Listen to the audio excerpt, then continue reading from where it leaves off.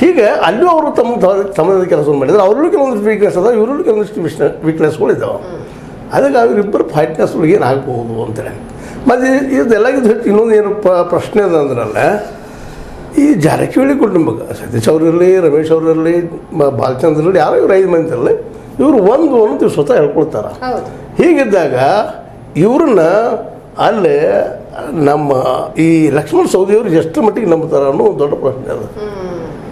ಮತ್ತು ಮೊದಲಿಂದ ಮಿತ್ರರೇ ಅವರು ಯಾರು, ಜೊಲ್ಲೆ, ಲಕ್ಷ್ಮಣ ಸವದಿ, ಮತ್ತು ಅದೇ ಕ್ಷೇತ್ರದಲ್ಲಿ ರಾಜಕೀಯ ವಿರೋಧ ಇರ್ಬೋದು ಅಲ್ಲ, ಇವ್ರು ನಮ್ಮ ಯಾರು ಪ್ರಕಾಶ್ ಹುಕ್ಕೇರಿ ಅವರು ವೈಯಕ್ತಿಕ ಒಳ್ಳೆ ಮಿತ್ರರಿದ್ದಾರೆ ಅವರು. ಇಂಥ ಪ್ರಸಂಗದಲ್ಲೇ ಮತ್ತು ಅವ್ರಿಗೂ ಒಳಗೆ ಭಯನೂ ಇರ್ತದೆ.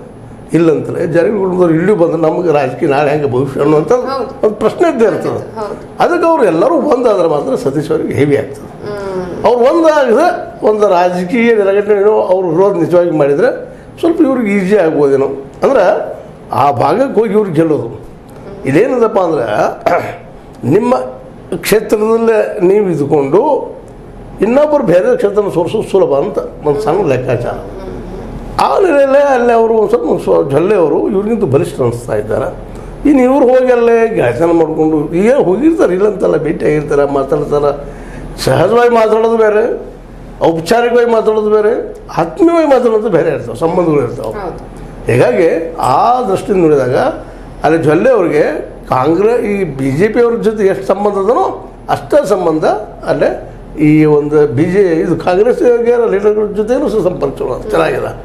ಹೀಗಾಗಿ ಈಗಾಗಲೇ ಒಂದಿಷ್ಟು ಏನೋ ನಡಕ್ಕೆ ರಾಜಕೀಯ ಸ್ವಲ್ಪ ಭಿನ್ನಾಭಿಪ್ರಾಯ ಕೇಳಿದಾಗ ನಾವು ಕೇಳ್ಕೊಂಡಿದ್ವಿ, ಇಲ್ಲ ಇವ್ರನ್ನ ಕಾರ್ಯಾಧ್ಯಕ್ಷ ಮಾಡುವಲ್ಲೇ ಸತೀಶ್ ಅವರು ವಿರೋಧ ಮಾಡಿದರು ಅಂತೇಳಿ. ಕಾರಣ ನಮ್ಮ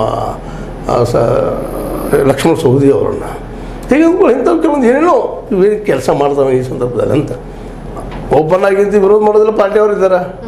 ಹೀಗಾಗಿ ಮತ್ತು ಇನ್ನೊಂದು ಏನು ಪ್ಲಸ್ ಪಾಯಿಂಟ್ ಏನಪ್ಪ ಅಂತಂದ್ರೆ ಅದ್ರ ಜೊತೆಗೆ ಇನ್ನೂ ನಾವೇನು ಸುದ್ದಿಗಳು ಕೇಳ್ತಾಯಿದ್ವಿ, ಕೊನೆಸೊಳಗೆ ಗೊತ್ತಿಲ್ಲ, ಆದರೂ ಸಂದರ್ಭದಾಗ ಮಾತಾಡ್ಬೇಕಾಗ್ತದೆ ರೀ. ಇಲ್ಲಿ ರಮೇಶ್ ಅವ್ರ ಜೊತೆಗೆ ಅಲ್ಲಿ ನಮ್ಮ ಕುಮಟಳ್ಳಿ ಅವರಿಗೆ, ಶ್ರೀಮಂತ್ ಪಾಟೀಲ್ ಅವರಿಗೆ ಚೆನ್ನಾಗಿ ದೋಸ್ತಿ ಅದ. ಅವರು ತಮ್ಮ ಸಹಜವರು ಅವ್ರಿಗೂ ಮಗಳ ಆಗಿ ಹುಡುಗಿ ಅವರು ಏನೋ ಹೊರಗೆ ಹೋಗಿ ಅವ್ರ ತುರುಣು ಒಂದಿಷ್ಟು ಇವರ ಜೊಲ್ಲೆ ಅವ್ರು ವಿರುದ್ಧ ಮಾಡಿಸಾಕಿದ್ದಾರೆ, ಮಾತಾಡ್ತಾ ಇದ್ದಾರೆ. ಕಣ್ಣು ಸುಳ್ಳ ಗೊತ್ತಿಲ್ಲ, ಆದರೂ ಈ ಕಿವಿ ಮಾತು ಅಂತ ಹೇಳಿ ನಿಮ್ಮ ಪಿಸು ಮಾತು ಕಿವಿ ಮಾತು ಭಾಳಷ್ಟು ಸುಳ್ಳು ಕಲ್ಲಿರ್ತಾವೆ. ಹೆಚ್ಚು ಕಡಿಮೆ ಇವೆಲ್ಲ ಏನಪ್ಪ ಅಂದ್ರೆ ನಮ್ಮ ಹತ್ರ ಕೂತ್ಕೊಂಡು ಕಟ್ಟಿ ಕೂತ್ಕೊಂಡು ಮಾತಾಡೋಂಥದ್ದು, ಮತ್ತೊಂದು ಮಾತಾಡೋಂಥದ್ದು ಜನ ಹಬ್ಬದಂಥ ವಿಷಯ ಇರ್ಬೋದು. ಆದರೆ ಇದು ನಡೆದಿದ್ದು ಸುಳ್ಳನೋ ಕಾರಣ ಅವರಿಗೆ ಗೊತ್ತದು. ಅದು ಇಂಥವೆಲ್ಲ ಘಟನೆಗಳಿಂದಾಗೆ ಅದು ಸಾಮಾನ್ಯ ವೋಟರ್ ಮೇಲೆ ಪ್ರಭಾವ ಮಾಡ್ತಿರ್ತದೆ. ಸಾಮಾನ್ಯ ವೋಟರ್ ಏನಂದ್ರೆ ನಮ್ಮ ದೇಶದ ವೋಟರ್ ಎಂತವಪ್ಪ ಅಂತಂದ್ರೆ ಈಗ ಹೆಬ್ಬಟ್ಟಿನಿಂದ ಮೇಲೆ ಒಂದು ಸಹಿ ಮಾಡಕ್ಕೆ ಬಂದಾರೆ. ಈಗ ತನ್ನ ಅಟ್ಲೀಸ್ಟ್ ಸಹಿ ಮಾಡ್ತಾನೆ, ಸಹಿ ಮಾಡೋದೆಲ್ಲ ಶಾಲೆ ಅಂತಲ್ಲ, ತನ್ನ ಅಕ್ಷರ ಕೂಡಿಸಿ ಬರೀ ಸಹಿ ಮಾಡ್ತಿರ್ತಾನೆ ಅಷ್ಟೇ. ಹೀಗಾಗಿ ನಮ್ದು ಇನ್ನೂ ವೈಚಾರಿಕ ಮಟ್ಟ ಮತದಾರರಿಂದ ನಾವೇನು ಇವತ್ತು ಯುರೋಪಿಯನ್ ದೇಶಗಳ ಮತದಾರ ಮಟ್ಟ ಅದಲ್ಲ ಆ ಮಟ್ಟದಲ್ಲಿ ಇಲ್ಲ, ಅಮೇರಿಕಾದ USA ಮತದಾರರ ಮಟ್ಟದಲ್ಲಿ ಇಲ್ಲ ಅಂತ ನಾವು ಹೇಳ್ಬೋದಾಗಿದೆ. ಹಂಗಿದ್ರೆ ನಾವು ಹೌದು ಬಿಡಪ್ಪ ಇದು ನೆಕ್ಕಿ ಹಿಂಗಂತ ಹೇಳ್ತಾ ಇದ್ವಿ. ಮತ್ತು ಅಲ್ಲೇ ಅಮೇರಿಕಾದಲ್ಲಾಗಲಿ ಯುರೋಪ್ ಖಂಡದಲ್ಲಾಗಲಿ ಎಕ್ಸಿಟ್ ಪೋಲ್ ಮಾಡ್ತಾರೋ. ಎಕ್ಸಿಟ್ ಪೋಲ್ ಅಂದ್ರೆ ಅದು ನಿಶ್ಚಿತನ, ನಾವು ನಿಶ್ಚಿತ ಇರೋದು